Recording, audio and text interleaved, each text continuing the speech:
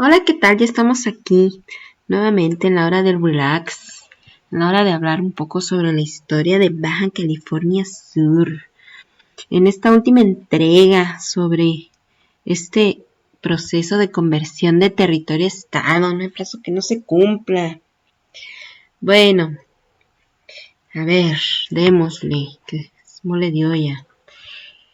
En la última, en el último video platicábamos que el FUS finalmente llegó a su última etapa y a su desaparición.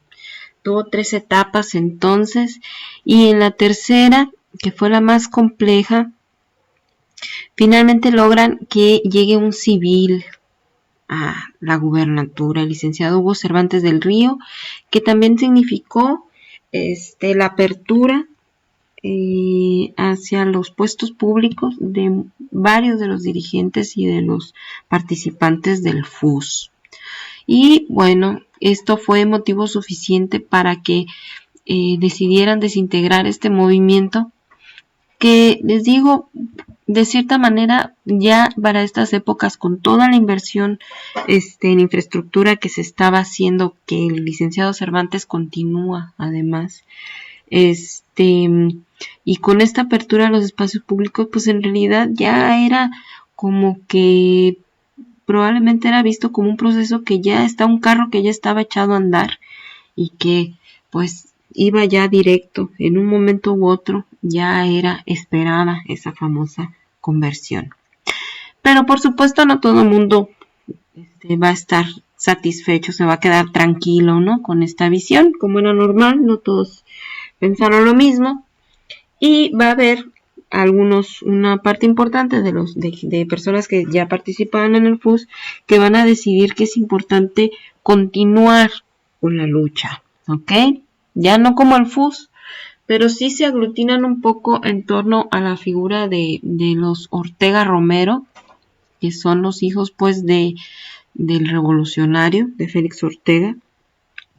Entonces, pues va a haber, podemos aquí ver algunos cuantos nombres de estos participantes en el que desean continuar con esta lucha. Y pues vemos muchos maestros, ¿no? Yo les decía que en la tercera etapa una de las características es que el gremio de los maestros, de los egresados de la normal urbana, pues se integran.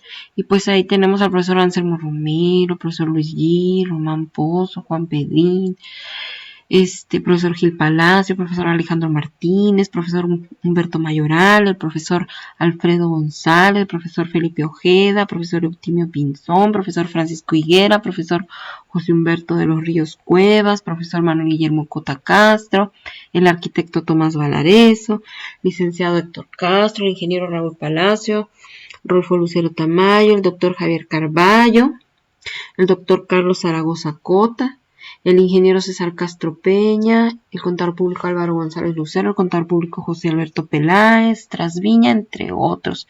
A los que somos de aquí, todos estos nombres nos suenan conocidos, no son familiares, son personas que se distinguieron siempre localmente, ¿no? Ya sea a través de sus profesiones, de su participación política, fueron personajes importantes de la sociedad. Bueno, pues todos estos van a decidir, entre otros más, deciden que es importante no dejar las cosas en el aire y continuar de una manera u otra con la lucha. Ahora, vamos a hacer un pequeño paréntesis. Estamos hablando del año de 1969. ¿Ok? ¿Por qué? Porque nuevamente se está acercando la fecha en que debería de ser ratificado el licenciado Hugo Cervantes del Río. Entonces, otra vez tenemos esta reorganización de la sociedad. Pero ¿qué año es 1969. A nivel nacional, ¿cómo estaban las cosas a nivel nacional? Bueno, pues recordemos que a finales del 68, el 2 de octubre, pues se dio uno de los hechos históricos pues más tristes, pero sobre todo más vergonzosos de la historia de México, ¿no? Sabemos todos que en esa fecha el presidente Díaz Ordaz y su secretario de Gobernación, Luis Echeverría, decidieron que era una muy buena idea mandar masacrar a los estudiantes, a los jóvenes, al joven futuro, tal vez lo más destacado y brillante del país, porque pues muchos iban a estudiar a las principales escuelas del país que pues en esa época todavía estaban en la Ciudad de México. Entonces decidieron que era muy buena idea mandarlos masacrar, utilizar al ejército, ese ejército que se supone que está para defender a los mexicanos, bueno, pues usarlo para ir a matar a estos estudiantes. Entonces, bueno, todos sabemos sobre la represión, los encarcelamientos, los asesinatos. Vean nomás, ahí listos los tanques de guerra, o sea, contra jóvenes prácticamente desarmados, mandan hasta tanques de guerra, ¿no? Ahí en la Plaza de las Tres Culturas para asesinar. Y bueno, por lo tanto, este se convirtió en un gobierno pues manchado por la sangre. Entonces, ¿qué es lo que pasa cuando se viene la sucesión presidencial? Por supuesto que se va a dar el famosísimo dedazo. Y pues Díaz Ordaz decide darle el dedazo a su secretario de Gobernación, Luis Echeverría, el cual pues nos podemos imaginar cómo se sentó con las manos llenas de sangre todavía y a pensar. Obviamente no le preocupaba no quedar electo, porque en la época del PRI pues sí, siempre ganaba el PRI, pero sí había una cuestión de gobernabilidad finalmente, ¿ok? De aceptación y de gobernabilidad, lo que conocemos como la gobernabilidad. Entonces, esto va a empujar a Luis Echeverría a preocuparse un poquito más que los presidentes anteriores, que los candidatos anteriores, por hacer campaña, ¿ok? Entonces le sale lo buena onda al hombre, ¿no? Ya se imaginarán, empieza a hacer campaña, ya saben cómo es ese show, ¿no? Le prometen todo a todo mundo, lo que le pidieras en ese momento era el momento de ir a pedir cosas a Luis Echeverría, porque a todos les decía que sí, ¿no? Con los brazotes abiertos. Y pues en ese momento estaban tan desesperados que pues ahora sí que todas las opiniones importaban y todos los votos contaban, al grado de que se preocuparon hasta por los 3 changuillos que vivíamos acá en el territorio sur de la Baja California. Así que se tomó la molestia el licenciado Echeverría en visitarnos, viene en campaña, viene y nos visita, y pues por supuesto, ¿no? Que todos estos exfusistas se le acercan y que estos exfusistas que todavía pensaban que debería de continuarse con la lucha, pues se le acercan y van y le piden y le explican y lo acorralan, ¿no? Y le dicen, y pues por supuesto que Echeverría en realidad siempre mostró una gran disponibilidad, por supuesto que sí, y pues prometió que ya eso era un hecho ya prácticamente terminado, ¿no? Era un hecho que se iba a dar ya la conversión, prometió cielo y las estrellas. Bueno, pero pues finalmente político, ¿no? Y pues ya ven cómo la gente desconfía, hay gente que nunca no confía y los políticos menos. Así que estos exfusistas deciden que pues más valía tratar de amarrar el asunto, que no podían dejar las cosas así ahí en el aire y mucho menos con promesas de candidatos, por desesperados que estuvieran, ¿no?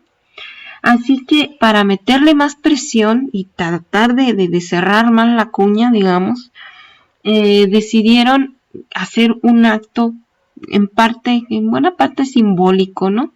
Pero finalmente una presión que contara. ¿Y qué fue lo que se les ocurrió? Dijeron, no, pues vamos a hacer una magna asamblea. Vamos a invitar a todo el mundo, todos están invitados, todos los subcalifornianos están invitados, a tratar de que vaya todos, hasta los perros que se traigan, hasta las mascotas que vengan también, ¿no?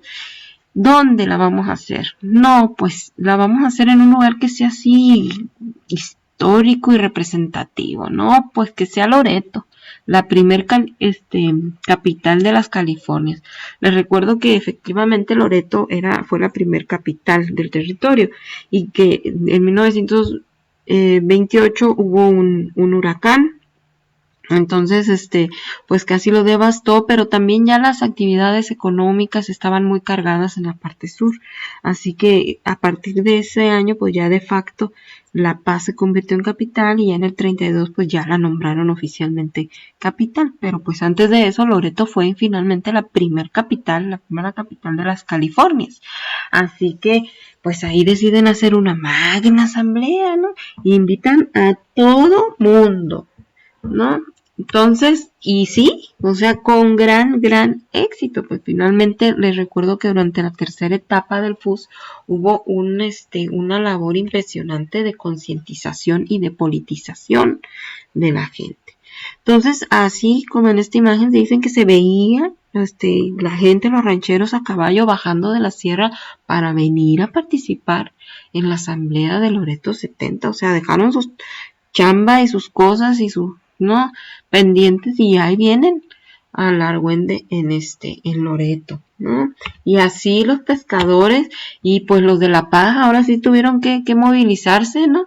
Y dicen pues no había muchos carrillos en la época, pero los carritos que había pues dicen que con las cabezas de fuera iban, ¿no? La argüendería de gente subido, encaramados y como podían, ¿no?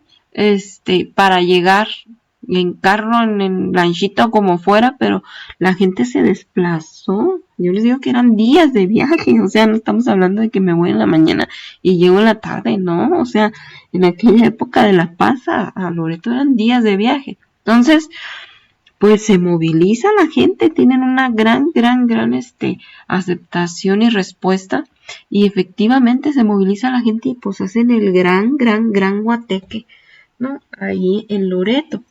¿Y cuál era el objetivo de juntarse ahí en Loreto? Bueno, pues la cosa era hacer mesas de trabajo para proponer ya concretamente qué reformas le tenían que hacer a la Constitución para que ya pudiéramos ser Estado, ¿no? Era como tener un documento que le pudiera entregar a la Echeverría y ya decirle, toma, ahí está, ya, nada más aplícalo, te estamos haciendo la chamba, ni siquiera le tienes que pensar, aplica estas reformas y ya vamos a poder ser un Estado más, ¿no? Bueno, y con todo este guateque, ¿qué se logró? Bueno, ¿se logró ya finalmente la conversión de territorio a Estado? No. ¿Vamos a lograr que de menos se deje elegir libremente al jefe político? No. Pero lo que sí se va a lograr con Loreto 70, finalmente, es que nos manden un nativo y un civil. Nada despreciable. Y bueno, la pregunta ahora es, ¿y quién fue ese nativo y civil? Bueno, pues de eso vamos a hablar. Ese nativo y civil fue el ingeniero Félix Agramón Cota, nacido en El Pescadero en noviembre de 1918. ¿Ok? Bueno, ¿y quién era este ingeniero Félix Agramón Cota? Bueno, pues el ingeniero Agramón había obtenido su título como maestro rural egresado de la Escuela Regional Campesina de San Ignacio en 1937. Ya les decía yo anteriormente también que la única opción de realizar estudios superiores aquí en el territorio pues era ser maestro. Así que, y que antes de que existiera la normal urbana, existieron otras escuelas de maestros y una de ellas fue la Escuela Regional Campesina de San Ignacio. Y de esta egresó el ingeniero. Así, ¿no? Como el doctor Carballo también se fue a trabajar primero de maestro, 2 años, hasta que obtiene una beca. O sea, el ingeniero Agramón pues fue una persona definitivamente muy inteligente y muy estudiosa. Y gracias a su esfuerzo logra ganarse una beca para irse a estudiar a la Ciudad de México, a la escuela de ingeniería agrícola más importante del país, a la Escuela Nacional de Agricultura de Chapingo. ¿ok? Y les digo, no, los que salían de aquí a estudiar no se iban, pero para nada ir a abrir la boca al salón de clases. El ingeniero Agramón, así como el doctor Carballo, se convirtió en uno de los mejores alumnos de la escuela y gracias a sus esfuerzos se ganó una beca para ir a Estados Unidos, una beca de la Fundación Rockefeller, y ahí realizó estudios avanzados sobre genética. Tuve la fortuna de poder entrevistar yo al ingeniero cuando estaba yo haciendo mi tesis y efectivamente es lo que me decía, que ahí lo que le gustaba era esto de las ondas genéticas. Me decía, en esa época dice, estábamos bien interesados en encontrar una manera de mejorar el maíz, ¿no? Y pues ya saben, ¿no? Bueno, ya les he hecho también alguna ocasión que yo estas cosas de las biologías y toda la naturaleza no es así muy fuerte. Pero pues ya ven cómo son, ¿no? De que lo que quieren es como que un maíz, pues, que necesite menos agua, que se haga más gordito, más bonito y más brillosito y más nutritivo, ¿no? Más gordo, más grande, con menos inversión y mejores rendimientos. Y pues más rendimiento también por hectárea y todas esas cosas. Entonces eso es lo que le gustaba al ingeniero. Y aquí debo notar, o sea, yo les decía, todos los que querían hacer estudios superiores pues tenían que ser maestros. Pero pues cuántos doctores o ingenieros o en realidad querían estudiar, ¿no? Tal vez sus vocaciones hubieran sido otras y sin embargo tenían que estudiar para maestros. Aquí debo hacer una aclaración. Esto, lejos de que significara de que fueran malos maestros, al contrario, toda esta generación de los primeros egresados de estas escuelas previas a la urbana y pues tal vez las primeras generaciones que ya egresaban de la normal urbana se caracterizaron por tenerle un amor a la camiseta impresionante, forjaron su California y a lo mejor ellos querían ser otra cosa, pero pues si la vida te da limones, ¿no? Hacer limonada. Entonces, respetos para todos estos maestros. Bueno, el caso es que hace sus estudios sobre genética allá en Estados Unidos el ingeniero y regresa a México. Entonces, en el 49 que regresa a México, pues primero lo nombran jefe de los campos de experimentación en Guanajuato, Querétaro y Michoacán, Jalisco, Aguascalientes y Zacatecas. Luego en el 54 lo hacen jefe del programa general de producción de semilla mejorada, ¿no? Y en el 58 lo hacen agente general de agricultura en el estado de Jalisco. Y luego en el 59 regresa como agrónomo supervisor del programa de la Comisión Nacional de Maíz del estado de Guanajuato. En el 61 lo designan subdirector técnico de la Productora Nacional de Semillas. ¿A qué voy con este cuento de resumir, ¿no? Un poco algunos de los logros del ingeniero? A lo que voy es que el ingeniero finalmente se realizó, hizo una carrera en su rama exitosa. De hecho, ya lo único que le faltaba, o sea, era subdirector técnico de la Productora Nacional de Semillas. Ya nomás le faltaba ser director de la Productora Nacional de Semillas, hubiera sido puesto ya el último, ya hubiera no tenido más nada que hacer. Entonces, era una persona realizada y exitosa como ingeniero agrónomo, ¿no? Y pues ahí estaba el ingeniero, ¿no? En su casa, más de 30 años tenía que se había ido de aquí del territorio. Y pues yo me lo imagino así, ¿eh? Es como yo me lo imagino. Sentado, ¿no? En la tarde, eso a las 6 de la tarde, ¿no? En su casa, echándose su conchita de chocolate con su cafecito, ¿no? Vespertino. Cuando de repente suena el teléfono de su casa, ¿no? Y ahí va su doña, ¿no? A contestar el teléfono. Y pues, ring, pues bueno, permítame. Mijo, que te hablan. ¿Quién me habla? ¿Quién me está interrumpiendo mi cafecito con cochita de chocolate? Pues dice que es el presidente de la república. ¿No? Entonces ya se imaginarán. Está muy a gusto en tu casa cuando de repente, ¡pum! Sopa, que te habla el presidente de la república. En la época del PRI, o sea, cuando uno sí le tenía respeto a los presidentes, pues, cuando sí significaba algo eso. Entonces, pues ya se imaginarán, ¿no? ¡Qué impresión! No, pues sí, hola señor presidente, y pues sí, Luis Echeverría en persona que le habló por teléfono y le dice, no, pues aquí informándole que lo acabo de designar jefe político de su tierra natal. Ni le preguntó si quería, no, pues si te habla el presidente y te dice, en aquella época, ¿no? Les digo, cuando los presidentes eran presidentes, si te habla el presidente y te decía que te había asignado, pues, gobernador de donde fuera, o jefe político de donde fuera, pues no te queda más, ¿y cuándo me voy, señor presidente? ¿No? Así que, pues, ahí viene, hay que agarrarnos vieja mascotas y todo, y hasta el perico, y pues ahí viene de regreso el ingeniero Agramón, 33 años después de haber partido de su tierra, pues tuvo finalmente la fortuna, porque pues yo estoy bromeando, pues, pero les digo que yo lo entrevisté y por supuesto que para él fue un gran honor, ¿no? Que le permitieran venir a dirigir los destinos, pues, de su tierra natal, de su terruño, ¿no? Y pues bueno, ¿cómo fue este asunto? El ingeniero Agramón va a estar del 70 al 74. ¿Y a qué se va a dedicar? Aquí es a lo que voy. A los de Loreto 70 no les, finalmente lo único que no otorgaron fue la conversión. Pero en realidad el gobierno del ingeniero Agramón va a ser un gobierno de transición. Digamos que va a venir a afinar los últimos detalles. O sea, también no nos dieron la conversión de territorio a estado porque finalmente todavía no se podía, había que hacer algunos ajustes. ¿Cuáles eran estos ajustes? Bueno, en principio siguió aumentando la inversión federal, ¿no? Primero 15% y luego 68%, ¿no?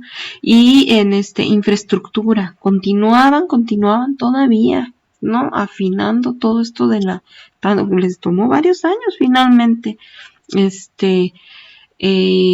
pues tanto atraso que teníamos, más o menos llevarnos a una normalidad, digamos. Entonces siguieron invirtiendo en transporte y comunicaciones, en industria, y también en ya les digo, en el anterior, con Cervantes del Río se llegó ya los transportes regulares marítimos, y se llegó los servicios de salud del IMSS y el ISSSTE, y acá remata también Agramón con la construcción de viviendas, ¿no? Facilitando la construcción de viviendas.